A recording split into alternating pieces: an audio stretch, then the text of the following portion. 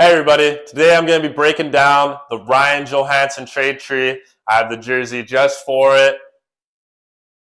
Fits very well, and this is also actually my first video, so please leave a like, drop a comment, let me know what you're thinking, and be sure to subscribe. But anyways, let's get right into it. So our story begins with the 2010 NHL Draft, where the Columbus Blue Jackets had the 4th overall selection.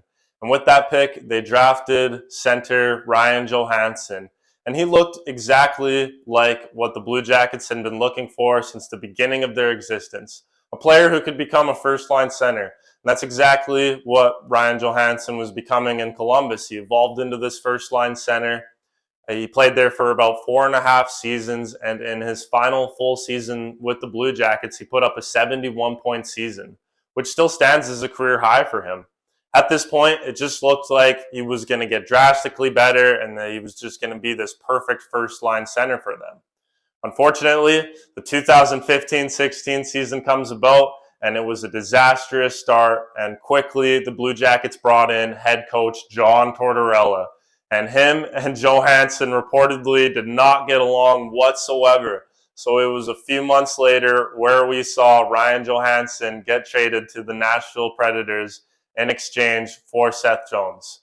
We'll start with the Nashville Predators side of things for this. And Ryan Johansen's had an up and down career with the Nashville Predators, but don't let that distract you from the fact that he has done some great things with the Predators, where I think the absolute peak of Johansen in his NHL career is the postseason efforts that he had during 2017 and 2018, where he was a huge factor in their success. He was so clutch, and he just was such a huge piece. Nashville came so close to winning the Stanley Cup in back-to-back seasons, but they unfortunately just fell short. So that was too bad to see. But the big thing for me is when Ryan Johansen started his Nashville career, quite quickly he signed a contract extension that paid him $8 million per season. And I think it's really fair to say that he just has not lived up to that contract extension. $8 million is too much for Johansen, and that's where I take away some points for Nashville in this trade. Now you move on to the Columbus Blue Jackets side of things, and Seth Jones, he became their number one defenseman for about 5.5 seasons, and he put up a 57-point season, which also stands as a career high for Seth Jones. And I think that's a really cool thing to point out for the Blue Jackets side of this thing, is I think they did get some of the best out of Ryan Johansen and Seth Jones in their careers. Seth Jones, for about 3 years, he was seen as a top 10, top 15 defenseman in this league. And he was stellar. It wasn't just that offensive ability, but defensively, he was so good, and just that all-around two-way ability. He just brought so much to the table, and it just seemed like he was just going to get better and better from that point. But he just could not replicate that season that he had during the 2017-18 year. Things changed for him, and Columbus moved on from him at the right time, but it was not their decision. It was the summer of 2021 where Seth Jones notified management that he didn't want to stick around in Columbus much longer. He had 1 year left on his contract at the time, and it just seemed like Blue Jackets GM Jarmo Kekalainen, it seemed like his hands were absolutely tied. Seth Jones expressed that he was only willing to do a sign-in trade with the Dallas Stars and the Chicago Blackhawks. And ultimately, he got moved to the Chicago Blackhawks. Columbus sent Seth Jones and the 2021 first-round pick, which was the 32nd overall. In exchange for that, they got a 2021 first and second-round pick. They also got a 2022 first-round pick with only top 2 protection. And they also got Adam Boqvist, who was recently drafted 8th overall in the 2018 draft. So Chicago lands their big piece in Seth Jones, and immediately they sign him to this massive contract extension that would pay him $9.5 million per season. And I think it's really safe to say that a lot of people saw that as a questionable decision. The problem with that contract extension for me is Seth Jones' defensive ability has hit a notable decline. He's still can do some great things in the O zone. He's an amazing quarterback on the power play. He still has a lot to offer, and he's still a really good defenseman. I think the story for him would change if he was paid around that $6-7 million area. But at 9.5, it kind of just changes the whole story for Seth Jones. You also look at when this trade first took place. Chicago was in such a different place at the time. It's kind of crazy to think about at this rate. I mean, this trade wasn't even 2 years ago. At this point, Kirby Dach was still in the system. They still had the young superstar goal-scoring winger in Alex DeBrincat. Chicago had a lot of good stuff, and I guess just what management was thinking was that if you bring in Seth Jones, he's going to be the final missing piece to the puzzle, and suddenly Chicago will go right back to contending.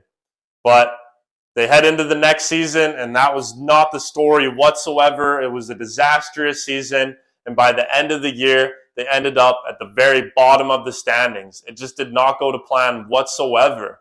And now you look at where Chicago is now, you look in their system, every single player besides Jones has 1 or 2 years left on their contract. This is a team that just totally erupted. They blew it up. They went full-blown rebuild mode.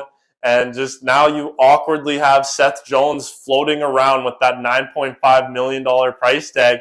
He just doesn't really match with what they're building for the future. And it's a really overall awkward situation to be in for Seth Jones, and probably quite disappointing because I would imagine he wanted to be on a contender. Next up, with that 32nd overall selection in the 2021 draft, the Chicago Blackhawks drafted defenseman Nolan Allan, and he is projected to be a defensive defenseman, a tremendous skater, really good with transition, comes with pretty good size. There's some good things that comes with Allan's game, though he is pretty limited offensively. And I mean, he was quite the reach. A lot of scouts saw him going around the 3rd round, so it was pretty surprising that Chicago grabbed him here. But I can see why the Blackhawks made the decision. I think just the potential with how good of a shutdown defender he can become, there's a lot of value there. And I do think that Allan is probably projected to become a 3rd pairing guy in the future. He still probably has a good amount of NHL certainty, so there is that at least. After being drafted by Chicago, his production did actually take a huge leap forward, and it was looking pretty promising. But now this year, his production with Seattle has significantly gone downhill. So it's a little concerning there. But at the end of the day, we know that Allan's best qualities with his game is his amazing defensive abilities. Unfortunately for Chicago, I think what Allan will be remembered for, though, is that he was the guy who was drafted just a couple spots before Ducks prospect Olen Zellweger, who now I think he is being seen as at least like a top 15, top 10 prospect among the league. Huge miss for Chicago there. Now moving on to the Columbus Blue Jackets side of things, and with that, we'll start with the smaller pieces and we'll work our way up to the bigger pieces. First up, you have that 2021 second-round pick, which Columbus actually quickly flipped it to the Carolina Hurricanes in exchange for defenseman Jake Bean. Before we get about Jake Bean, I have to say that it is too bad. Though Carolina didn't draft this player that I have in mind, it was 3 picks later. This was a 44th overall selection, and at pick number 47, center Logan Stankoven went to the Dallas Stars, and that's a fantastic pickup for them. I think Stankoven is seen as at least like a top 10, 15 prospect in the league right now, and we know the Columbus Blue Jackets are looking for centers. That is too bad that they just missed out on this guy, and we were just that close to having Olen Zellweger and Logan Stankoven being a part of this trade tree. I mean, this trade tree is already crazy enough, but if those two would have been included, my goodness. That's just a crazy thought. Anyways, now on to Jake Bean. Columbus at the time, they needed just some extra troops on the blue line, and they went with Jake Bean. Jake Bean found himself to be the odd man out in Carolina, even though he was drafted pretty high in the 2016 draft class. He just couldn't really carve out a career in Carolina, and that's believable. Carolina, super deep system that they have. And anyways, Jake Bean ends up in Columbus. And I do not see him as a long-term piece in Columbus. I I see him being another odd man out in another organization for himself. It is too bad because I think that he's a decent defenseman. I think he has what it takes to be a third pairing guy in this league. I just think he's going to need an opportunity elsewhere. Problem for me with Jake Bean is just there's nothing overly breathtaking about his game. He's decent offensively. He can chip in. He's not all too bad in his own zone.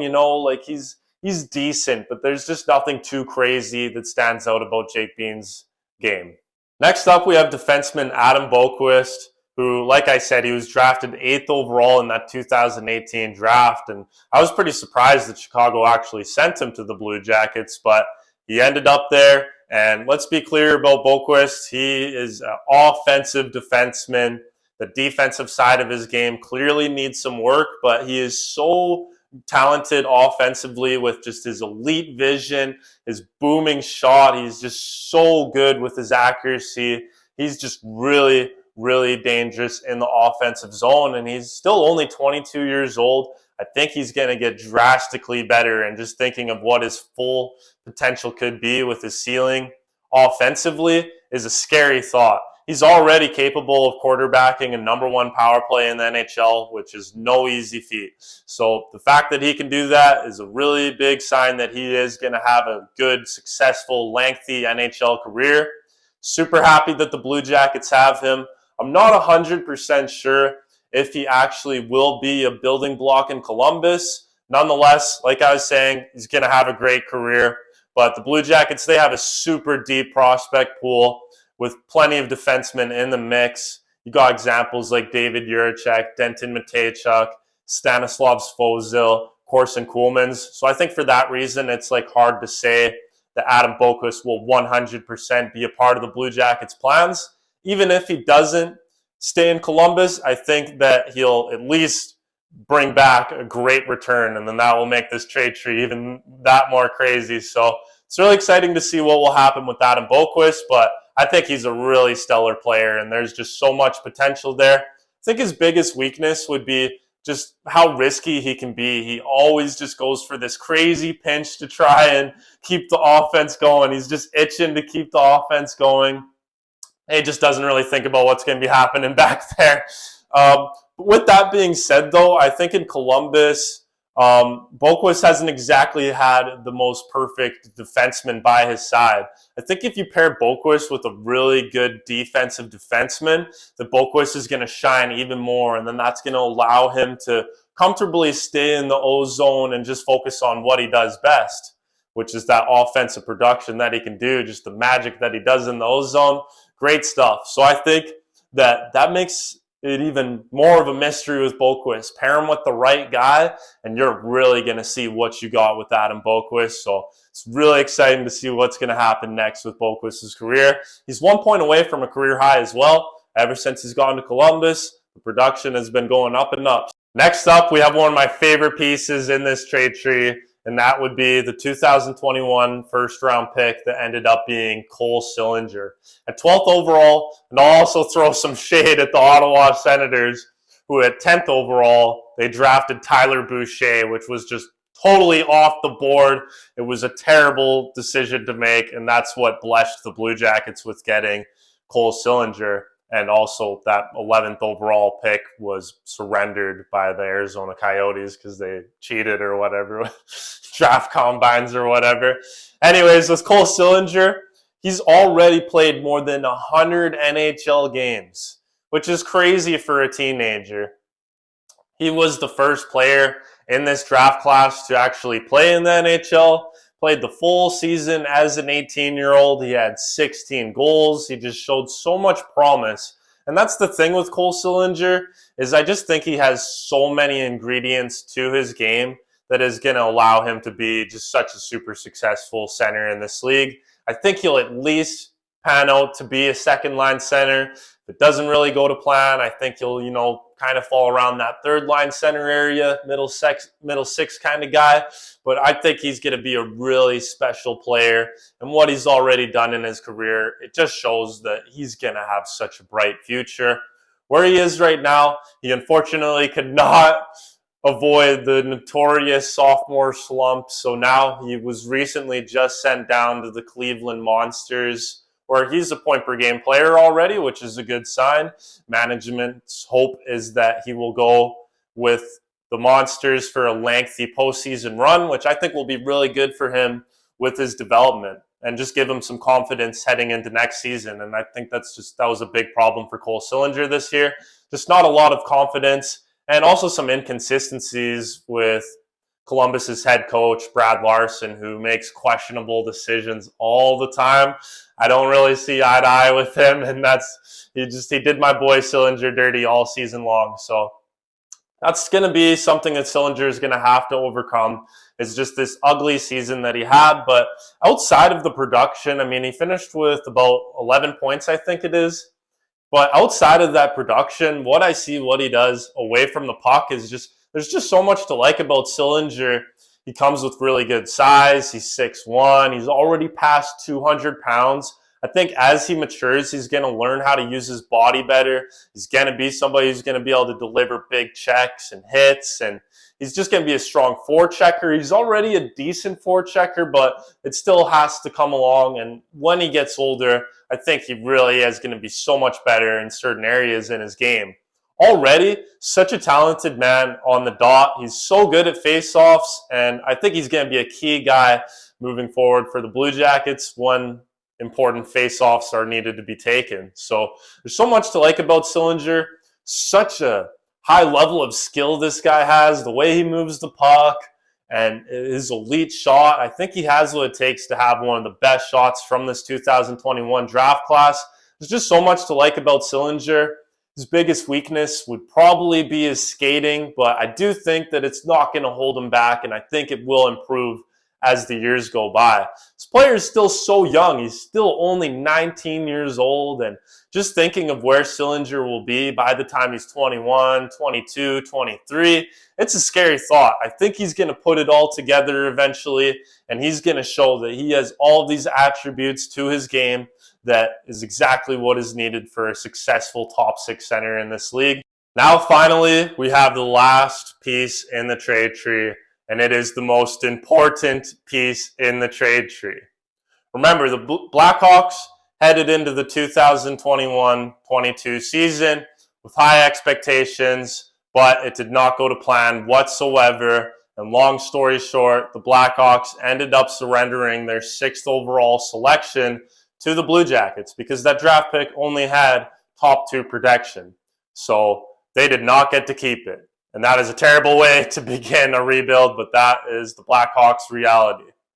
Anyways, Columbus proudly selected defenseman David Jiricek, the big D-man with the right shot, so much promise to his game.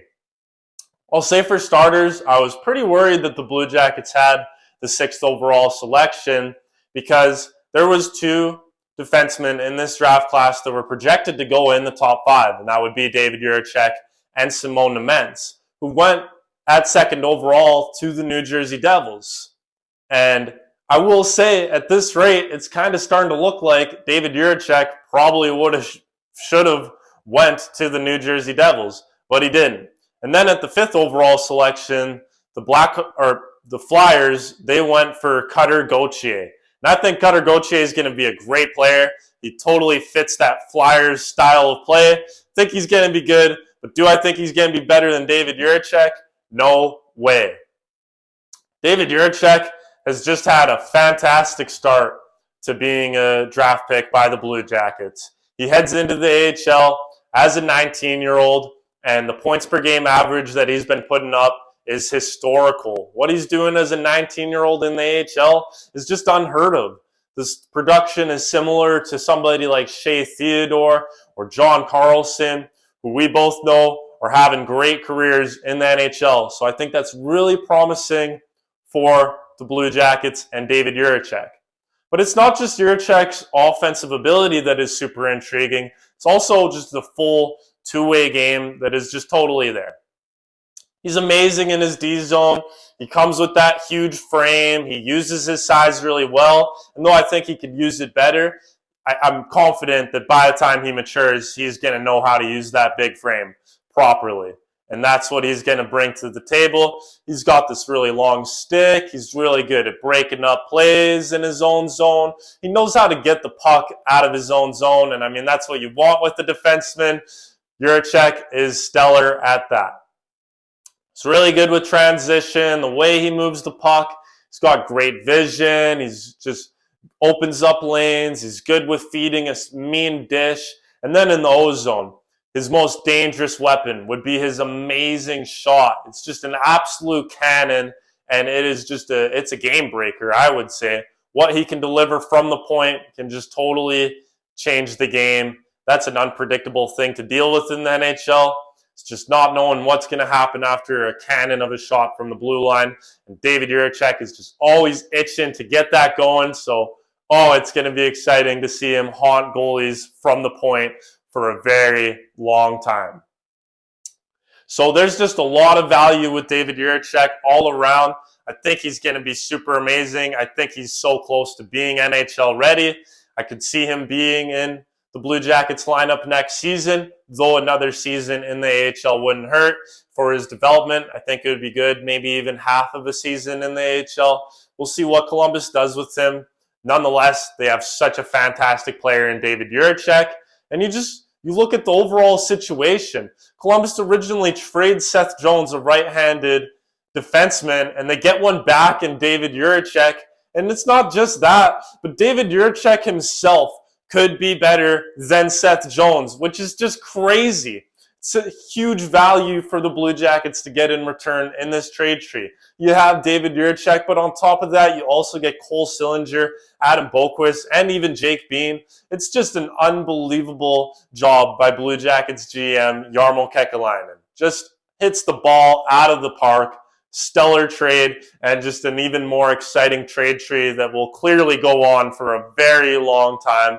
And it's been a really awesome time to be able to cover it and break it down a bit. And the story will continue to change. But I think Columbus ended up on the side you want to be in this trade tree. And they have so many intriguing pieces. So we will just have to wait and see how this all plays out. But this is just an amazing trade by the Columbus Blue Jackets. That'll be all for today, though. There's so much to consider, so be sure, again, to leave a comment. So important. What do you guys think is going to happen with Ryan Johansen in Nashville? Will he stay put there? Will Nashville maybe be able to move him someday to continue the trade tree branching off elsewhere? What do you think is going to happen with Seth Jones in Chicago? Do you think he'll turn it around? Do you think that defensive side of his game will come back to form? Will he ever be able to replicate that season that he put up in the 2017-18 year?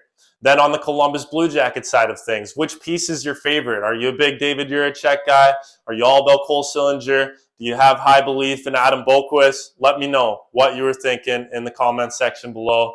Thank you guys for everything today.